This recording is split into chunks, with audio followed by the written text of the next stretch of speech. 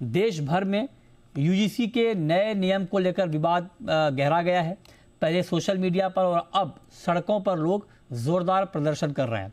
बता दें कि यूजीसी ने 13 जनवरी 2026 को नया नियम लागू किया, जिसका नाम है promotion of equity in higher education institutions regulations 2026। इसका मकसद बताया गया है कि उच्च शिक्षा संस्थानों में जातिगत भेदभाव और असमानता को रोकना है, लेकिन नियम के कुछ सेक्शन विशेष रूप से विवादित हैं। सुप्रीम कोर्ट में एक जनहित याचिका दायर की गई। इसमें कहा गया कि नियम का सेक्शन 3C अभिव्यक्ति की स्वतंत्रता, समानता और व्यक्तिगत आज़ादी के अधिकारों का उल्लंघन करता है।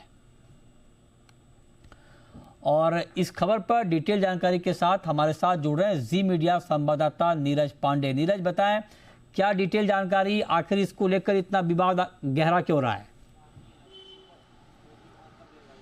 देखिए, बहुत सारे जो संगठन हैं वो उनका कहना है कि ये जैसे ही आपने इस मामले में ओबीसी को ऐड किया है, ओबीसी के ऐड होने से अब सामान्य वर्ग के साथ कहीं ना कहीं इसका दुरुपयोग किया जा सकता है। यही कारण है, आप देखें तो मध्य प्रदेश में आईपीएस ऑफिसर ने इस्तीफा दे दिया, कल उत्तर प्रदेश में एक जो है पीसीएस ऑफिसर ने इस्तीफा दे दिया, और इसको लेकर आज उत्तर प्रदेश के कई जिलों में प्रदर्शन भी किए गए। मेरठ में प्रदर्शन देखने को मिला, लखनऊ में प्रदर्शन देखने को मिला, बरेली में प्रदर्शन देखने को मिला।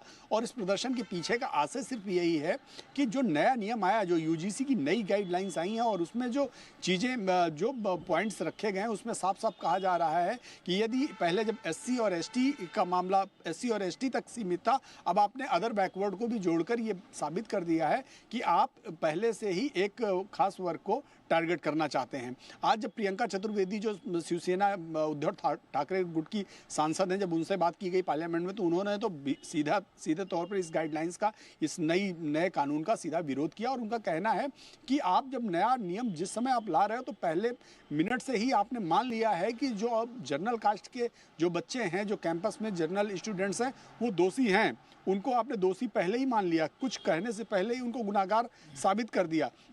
तो ये दर्शाता है कि कैंपस में आप किस तरह से